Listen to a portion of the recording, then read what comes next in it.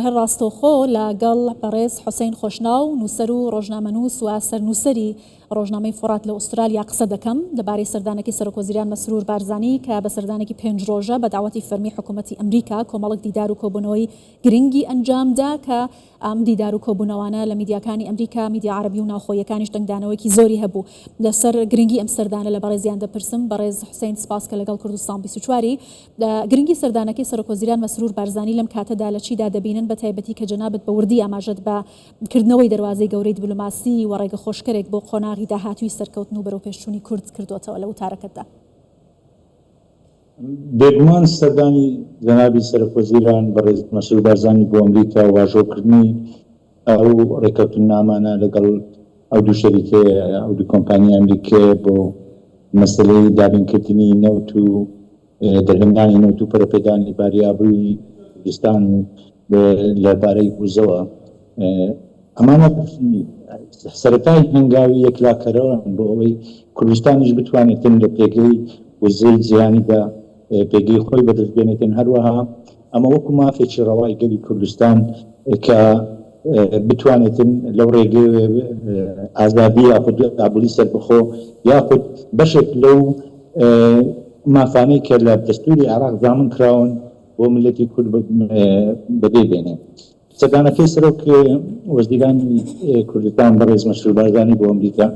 سەرەتایەک نییە بەڵکو چەند هەنگاوێک تریش لەو وارەوە لە چەندەها بواری شکتەری جیاوازدا کراون، بەڵام تا ئێستا بەهۆی ڕێگەگرتن و بەهۆی دروستکردنی گرفت و بەهۆی ئەو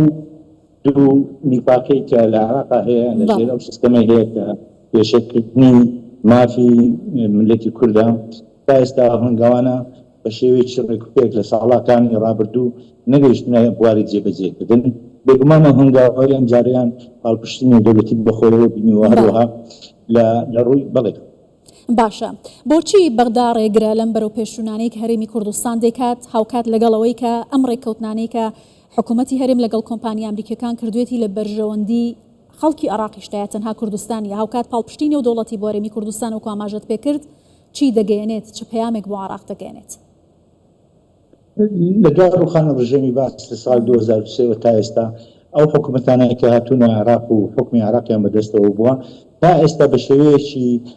ڕێک و پێک و بە شێوەیەکی وەکو پێویست مامەلەیان لەگەڵ هەرێمی کوردستان نەکردووە. پێشێرکردنی مافەکانی هەرێمی کوردستان لە دەستوری عێراق زامن کراوە کە ملەتی عێراق بە کۆی دەنگەوە دەنجی بۆ داوە.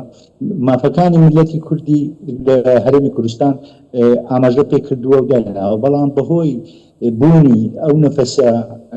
باڵین تایبگەریە یاخود ئەو نەفەسە ڕێگەزپەرستی لە عێراق هەیە تا ئێستا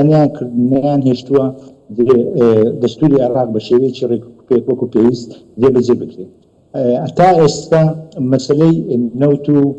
باڵێنی یاسای نەوت و غاز لە پەرلەمانی عێراقا جێبەجێ نەکراوە، مادەی 140 جێبەجێ نەکراوە. لە دەستورەکانی عێراق لە دووسێ مادەی دەستورە بەڕوونی ئاماژە بەوە کراوە کە هەرێمی کوردستان مافی ئەوەی هەیە بتوانێتن ڕاستەوخۆ مامەڵە لەگەڵ دەرەوە بکاتن بۆ بەرهێنان یاخود بۆ پەرەپێدانی باری ئابووری، بەڵام تا ئێستا ئەو پاڵپشتوویە بەهۆی نەفەسی ئەو عەقلیەتە شۆڤینی کە ئێستا هەیە لە ئارادا ڕاستەوخۆ ئێمە ئەتوانین دانی پێوە بنین. حکوومەتەکانی عێراق لە دوای 2023 تا ئێستا بێیس نەفەسێکی وە لەگەڵ هەرێمی کوردستان کاریان نەکردووە، بەڵکو هەمیشە ئاستەنگ بوونە ڕێگر بوونە لەوەی کوردستان بەرەو پێشەوە بڕوە لە هەموو سکتەرەکاندا. بواری ئابووریش یەکێکە لە ئەو سکتەرە گرنگانەی کە هەرێمی کوردستان پێویستە پەرەی پێبدەن. باشە، بەشی دومی پرسیارەکەشمەوە بۆم پاڵپشتیە بەهێزە نێودەوڵەتی کە لە کوردستان دەکرێت بەتابەتی ئەوەی کە لە ئەمریکا بینیمان چه پەیامێک ئەداتە عێراق؟ ئەتوانێت گوشار لەسەر عێراق بکات بۆی کە پابەندی دەستور و مافە یاسایی و دەستوریەکانی هەرێمی کوردستان بێت؟ من وەکو چاودێرێک ئەمە بەسەرەتایە کە بینیم کە بتوانن لە ئێستاوە بەو دواوە بتوانن چەخت لەسەر مافەکانی هەرێمی کوردستان بکەنەوە، داوا لە حکوومەتی عێراق بکرێت بە شێوەیەکی ڕێکوپێک و بە پێی دەستور مامەلە لەگەڵ هەرێمی کوردستان بکات، نەبێتە ڕێگر بۆ بەرەو پێشچوونی باری هەموو سەکتەرەکانی کوردستان بە تایبەتی بواری ئابووری لە مەسەلەی ئابووریش بە تایبەتی بواری وزە ئەمڕۆ جیهان ڕوبەڕووی قەیرانێکی وزە بێتەوە. حکوومەتی عێراق و خەڵکی عێراقیش بە تایبەتی و خەڵکی هەرێمی کوردستانیش ئێمە کێشەی وزەمان هەیە. لە کاتێکدا حکوومەتی عێراق وزە هاوردە دەکات لە وڵاتە دراوسەیەکان ئەتوانی لە زیاتی ئەمە بتوانانی پەرە بە باری وزە بداتن لە هەرێمی کوردستان کە خێری بۆ عێراق بێتن بۆ هەرێمی کوردستان و بۆ کۆمەلگە نێودەوڵەتیش. باشە زۆر لەو چاودێرە نێودەوڵەتیانی کە لەسەرم سەردانی سەرۆکوەزیران مەسرور بارزانی و دژایەتیکردنی حکوومەتی عێراق بۆ ڕێککەوتنی وزە قسەیان کردووە دەڵێن ڕۆڵی مێژووی کورد لە نووسینەوەی دەستوری عێراق و بنیاتنانی عێراقی نوێ ڕۆڵێکی بەرچاو بووە. بنەماکانی فدراڵیەت ئێستا لەلایەن عێراقەوە دەبردرێتە ژێر پرسیارەوە. پێتان وایە ئایا پێکهاتی فدراڵیەت لە عێراق لاوازە کە بەم شێوازە مامەڵە لەگەڵ هەرێمی کوردستان دەکات؟ من وەکو کوردێک مەسلەی پێکهاتەی عێراق و وەکو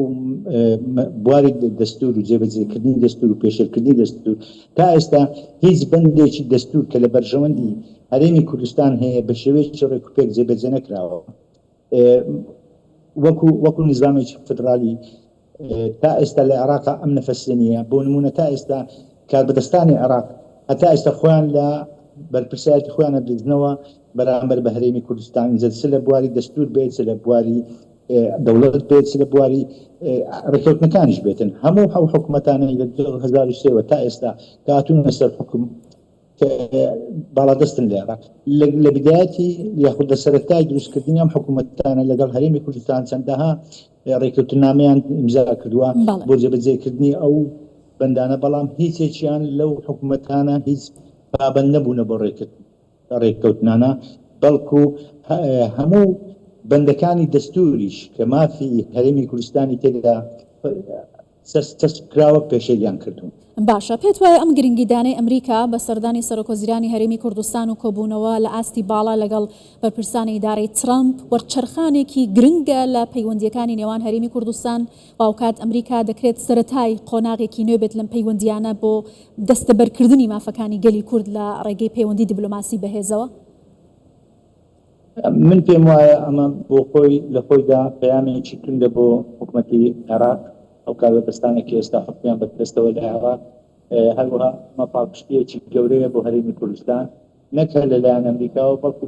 لە ڕۆژاوە بەگشتی لە زیانیش تەنانەت لەو وڵاتانی کە دراوسەی عێراقن و لە ئەو دەوڵەتانی کە لە دەور و پشتی عێراق هاژین وەکو دەوڵەتەکانی کەندا و هەروەها سیاسەتی یا حکوومەتی هەرێم ئاشکرا ڕوونە کە دەیانەوێتن پەرە بە باری ژیانی خەڵکی کوردستان بدەن لە هەموو بوارەکانەوە. پێویستیشان بە پاڵپشتی نێودەوڵەتی هەیە. بێگومان پاڵپشتی وڵاتێکی دڵهێزی وەکو ئەمریکا ئاویش بەرژەوەندی هەیە لەو ناوچەیە بۆ هەرێمی کوردستان خۆی لە خۆیدا پەیامێکی توندە بۆ حکوومەتی عێراق و هەروەها ئەوان پێداگریان کردووە لەسەرەوەی ئەبێ حکوومەتی عێراق بەرامبەر بە هەرێمی کوردستان